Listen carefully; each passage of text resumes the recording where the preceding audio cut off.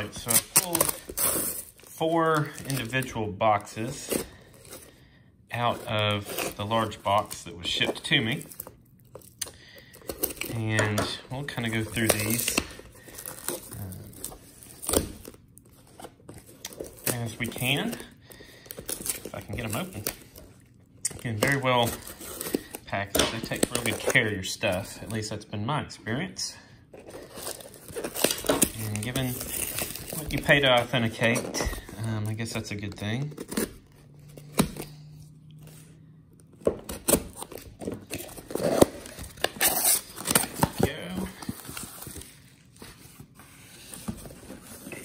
This is what those stacks look like.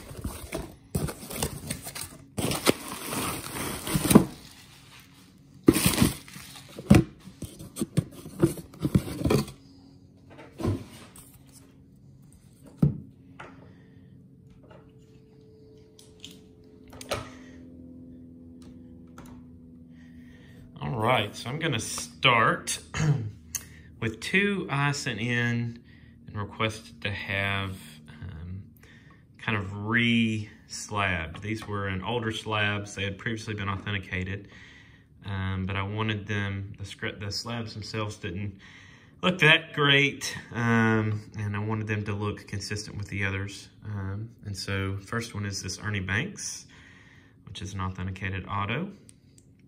And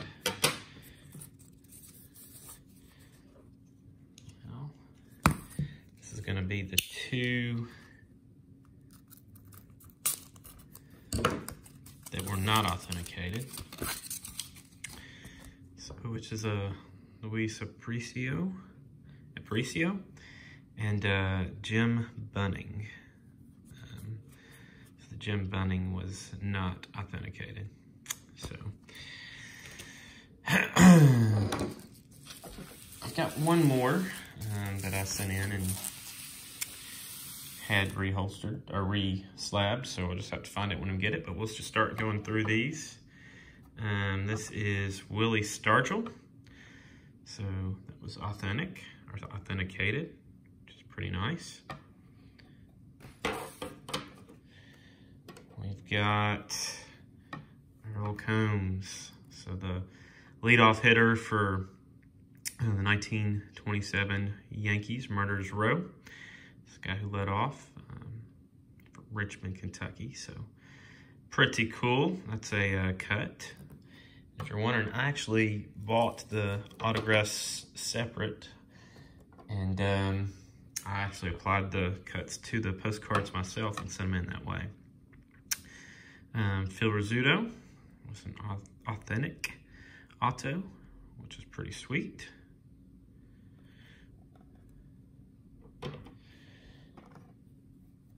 Burley Grimes was a authentic cut auto. So I just think having the auto itself, even cutting it, put it on there with the actual postcard is a pretty cool little thing to do. Gives people kind of an idea of the team, the player. Obviously, a lot of these guys, most of us have not seen play. So this is Freddy Lindstrom, Hall of Famer, Giants. An interesting cut, but was able to get it on there, which is Duke Snider. It's definitely a long, drawn-out signature. Looks like it took some time to sign, but very cool. Authentic auto. Got Wade Hoyt, hurler for the Yankees. In case somebody wants to know what the back of these look like, they're numbered to 10,000. We're limited to 10,000. And obviously, postcards. I wonder if many were used as postcards, actually. Seem to be more of a keepsake or collector's item, but I've got a cut from George Kelly. It's authenticated. Got a cut from Don Sutton, recently passed away. So, very cool. Got a cut from Hal Newhouser. So the scout who really wanted to bring Derek Jeter to the Astros. They passed him in the draft, and everybody knows how that worked out for the Astros and the Yankees.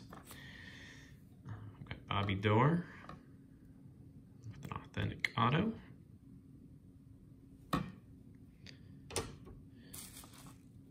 George Kell. So another authentic auto. And then here is the Hank Aaron that I'd sent. So really happy to have that in our collection, but sent to have that re-slabbed. It didn't cost very much to have them re-slab. It had already been authenticated previously, so I wanted it to be in the same type slab as the other postcards that we had sent in. All right, so I think that's it for the cut autos. These are all essentially on-card autos. This is Gaylord Perry. So played for a lot of teams, known for maybe doctoring the ball back in the day when I guess you could get away with it a little easier. We've got Harmon Killebrew, which is just an absolutely beautiful signature. Pretty mesmerizing in person. So the great twin. Here's a big one, and that is Joe DiMaggio, Joltin' Joe. So this one, when I spend pretty big money on a authentic auto, I look to see if it's previously been submitted. This one it had not been slabbed, obviously. So when I spent the money for this auto, I wanted to make sure that I was getting what I was purporting to get. So I think that's important sometimes. Luke Appling, authentic auto. I think if I could go back and do it again, I might have sent some of these and got a grade on the actual auto themselves. So I definitely took advantage of the special. I think it was $15 per signature. There were a couple I sent in that didn't meet the criteria, just because the player autos themselves cost a little bit more to authenticate than the special was willing to go. But I went ahead and sent them in anyways. Frank Robinson, authentic auto. knuckleballer Hoyt Wilhelm with an authentic auto.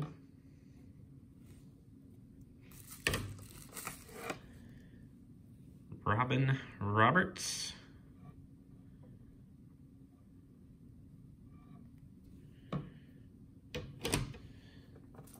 A great Bob Gibson.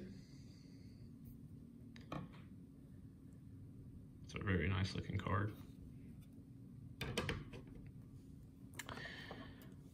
On Marichal. He still does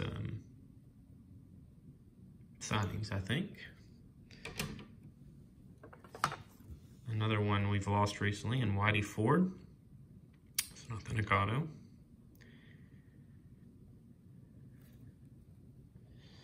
This is another fun one to add to the collection. The Splendid Splinter. Ted Williams. So, very nice fluid signature. Happy to have that one come back. And yet another that seems to be a tough signature to get sometimes, particularly now, it's Sandy Koufax. So, probably, if not the best, one of the best left-handed starting pitchers of all time. So, that is a great one to add to the collection. Oh, I did have one more cut. Hall of Famer Rod Carew. So this is an interesting cut, but I thought it would look neat on this particular card. And I'm glad to see that I bought it from a very reputable seller. Glad to see that it was authenticated. Looks pretty neat put together like that. Get to our last stack, which is Pee Wee Reese. So, authentic auto. So, really like Pee Wee Reese. He's from very close to where we live. A lot of things named after Pee Wee around here. Glad to have that one. We've got Lou Brock. So, also recently lost Lou Brock, unfortunately. But very nice auto on this particular card.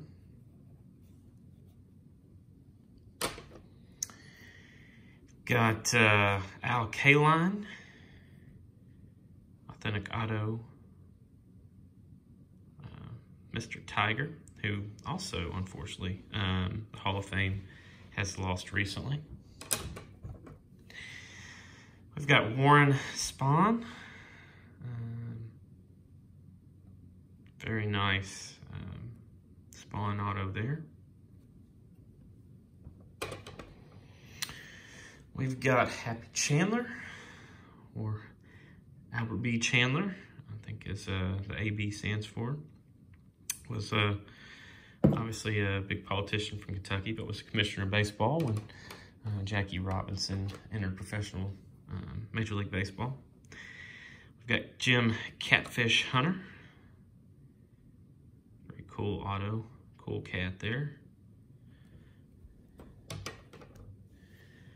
Eddie Matthews, a longtime teammate of Hank Aaron, another slugger in that lineup.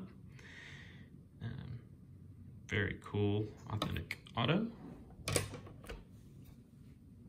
Monty Irvin,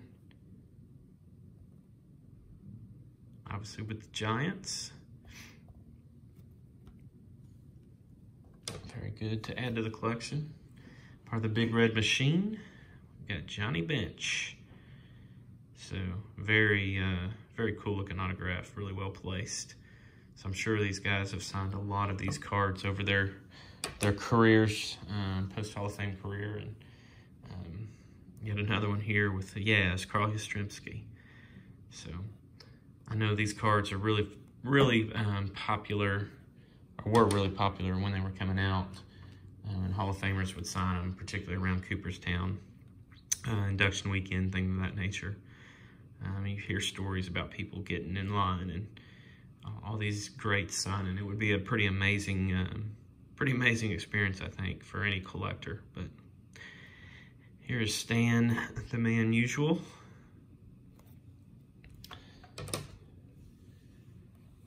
Got Fergie Jenkins. So glad to have Fergie Jenkins. Yeah, I like how he signed up top. And then last, but certainly not least, Brooks Robinson. So here is good old Brooks Robinson. So the human vacuum cleaner. Well, I hope I didn't go too slow going through those cards or those postcards, but hope you enjoyed them. And I'm going to do a little bit more research on both of these. I tried to look, and obviously when you buy these, you try to look and see what the problem was, and just interesting. Got a regular letter shape and or formation as the N4 that's listed on the Aparicio. So a regular letter shape and or formation. So, okay. And Jim Bunning, same thing. A regular letter shape and or formation. So, if I remember, I think both of those were pretty late editions. I knew I was going to submit these to PSA, was running out of time. And so I probably bought them probably in more of a rush with a couple others. Unfortunately, those panned out. These, I obviously didn't do enough good research. So, well, I appreciate you watching, and I hope that PSA will run another special like this at some point, and maybe this will inspire you to get some of these tremendous signatures in and graded and slabbed. They make a tremendous part of any collection, I would say. So, thank you much, and have a good one.